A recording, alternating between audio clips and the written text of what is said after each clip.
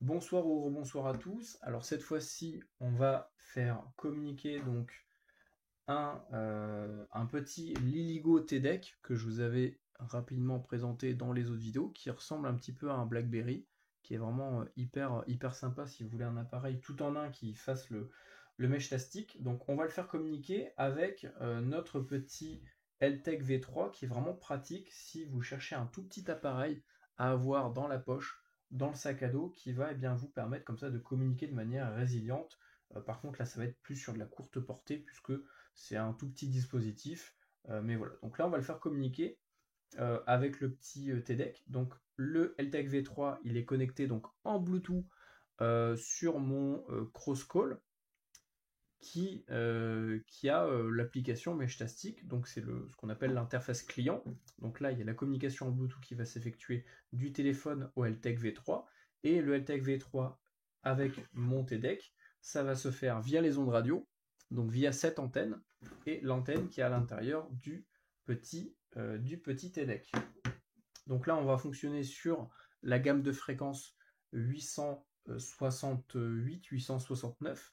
Donc la fréquence exacte du canal qui est par défaut sur le mesh, puisque là on va fonctionner en long fast, c'est le 869 525. Là vous pouvez voir un petit peu les trams passer. Et il n'arrive pas à faire la netteté, voilà, vous le voyez. Donc on va le mettre ici, ça va nous permettre d'avoir un retour de son sur les transmissions qui vont être effectuées sur les ondes radio. Donc dans les vidéos précédentes, je vous avais un petit peu expliqué le fonctionnement de base du mesh dans les grandes lignes. La vidéo juste après, donc, on a vu un petit peu l'interface de base de l'application client. Donc cette fois-ci, on va les faire communiquer ensemble. Ça va pas être une vidéo très longue. C'est surtout une vidéo de présentation, hein. Donc par défaut, je rappelle que selon les normes, la norme que vous allez utiliser sur votre mesh tastic, eh bien, vous allez avoir un canal différent qui va être associé à ce mode-là. Donc par défaut, tous les nodes fonctionnent en long fast. Et je vous recommande de rester sur le long fast. C'est celui qui est le plus standard. C'est celui qui est quand même relativement intéressant au niveau de la portée. C'est pas le plus efficace, hein. Je vais pas dire n'importe quoi. C'est pas forcément le plus efficace, mais ça va vous permettre de vous connecter à l'écrasante majorité des nodes.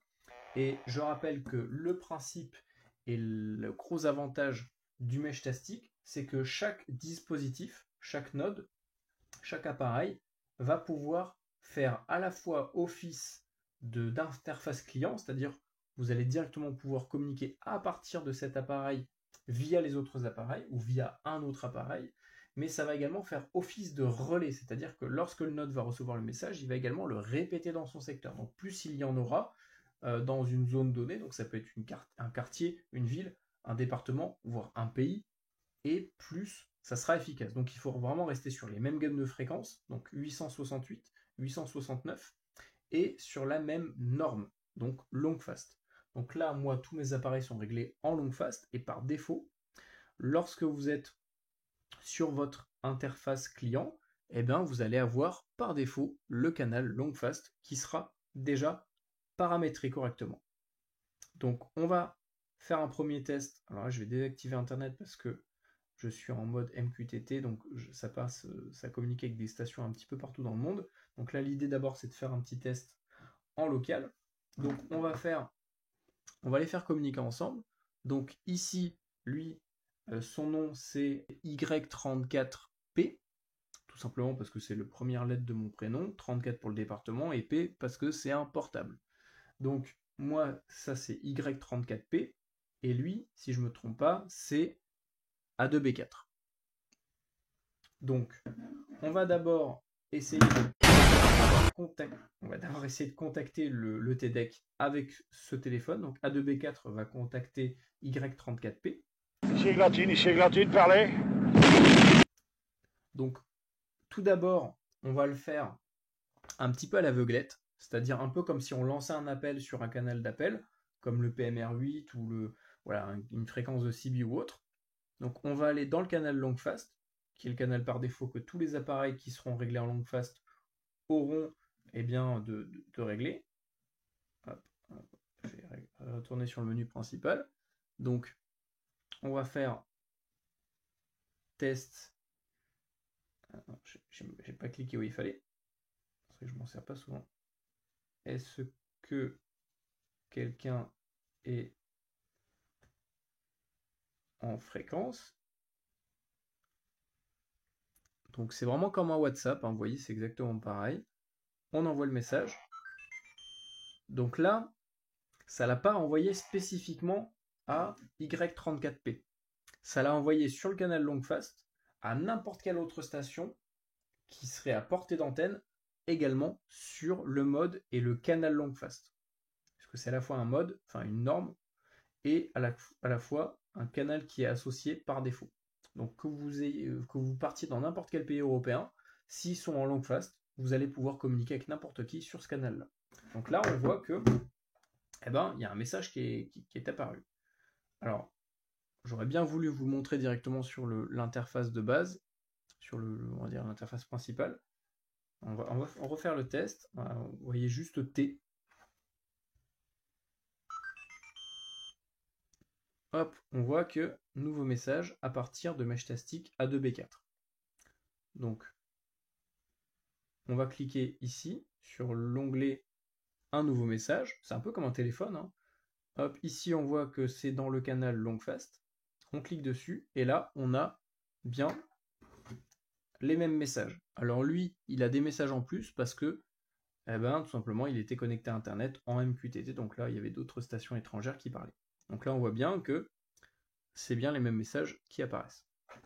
Donc on va lui répondre, on va lui dire que oui on est en fréquence, et au moins ça va permettre à A2B4 de connaître on va dire l'indicatif, on va dire le QRZ, le pseudo, l'identifiant de l'appareil qui est à proximité. Donc on va dire oui, donc QTH. Alors là par contre on est sur un clavier QWERTY, mais moi je suis habitué donc ça me dérange pas, hein. Oui, QTH. Il n'y a que quelques lettres qu'il faut. Oui, QTH PESNAS. On fait entrer. Et là, alors là j'ai désactivé les notifs parce que c'était chiant tout à l'heure. Mais là on voit bien que on a reçu le message et vous avez entendu les transmissions, c'est extrêmement rapide, hein. Une transmission, c'est même pas une seconde. Donc là, on voit bien que on a la petite notif, 3 messages en absence. Et là, ça nous permet d'avoir l'identifiant de la station. Donc là, on sait qu'à proximité, c'est Y34P qui est à l'écoute. Donc voilà, on voit tous les messages. C'est extrêmement simple en fait, hein. Donc, une fois qu'on sait que c'est Y34P qui est à proximité, on a juste à cliquer sur le pseudo. On peut lui faire des demandes. Par exemple, demander la position. Bon, j'ai pas le GPS, donc vous n'allez pas la voir. On va faire message en direct, et là, on va pouvoir communiquer en privé. Vous voyez qu'il y a un petit cadenas, donc là, la communication est entièrement chiffrée.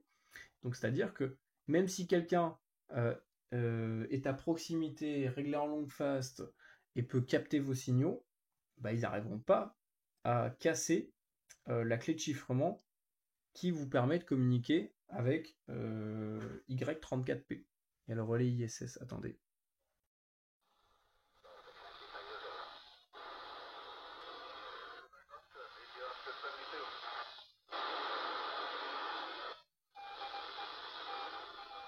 Bon, désolé, c'est la petite pause. Donc, une fois qu'on connaît l'identifiant de l'autre station, on va pouvoir le contacter en privé. Test en privé. Là, je vais envoyer le message.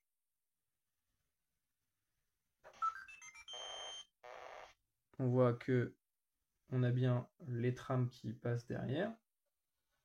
Et si on vient ici, tac, dans l'onglet des discussions, et là on voit que c'est A2B4 qui nous contacte. C'est vraiment comme sur un téléphone. Voilà, chacun a son identifiant. Test. OK. Ça va répondre. Ok, on a eu l'accusé réception. Moi, c'est bien en vert ici. Ici, normalement, bah si, bah, ce message-là, vu qu'il a été reçu, bah forcément, s'il est reçu, il a été bien reçu. Confirmation confirmée et validation validée. Mais là, vous voyez que lorsque j'ai envoyé mon message, ici, le logo d'accusé réception, c'est le petit V devant le bonhomme. On va faire un nouveau test. Regardez bien, pour l'instant, on a le nuage. Et là, une fois que l'autre station a bien reçu le message, on a le petit bonhomme avec le V. Voilà, donc ça vous permet en fait de communiquer de manière sécurisée, de manière privée ou publique, selon ce que vous voulez faire, de manière décentralisée. Voilà. Donc si jamais vous n'avez pas de réseau téléphonique, bah, ça vous permet comme ça de pallier un peu à ce problème. Donc bien sûr, la portée, ça va être une grande question que je pense, beaucoup avoir en commentaire. On fera une vidéo dédiée à ça, parce que bah, la portée est extrêmement variable, en fait, tout comme avec des talkie-walkie. Vous allez peut-être partir de 200 mètres à plus de 100 km. Comme là récemment, je vous ai fait une vidéo sur le Retevis, là, un petit Retevis qui capte à plus de 100 km avec 0,5 watts. Voilà, donc en fait, tout dépend de comment c'est positionné, quel type dans quel type d'environnement vous êtes, etc. Voilà, et également les gammes de fréquences que vous allez utiliser va quand même jouer sur la portée de vos communications.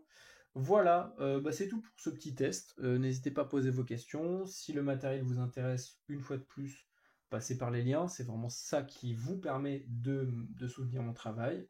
D'ici là, prenez soin de vous et je vous dis à très bientôt.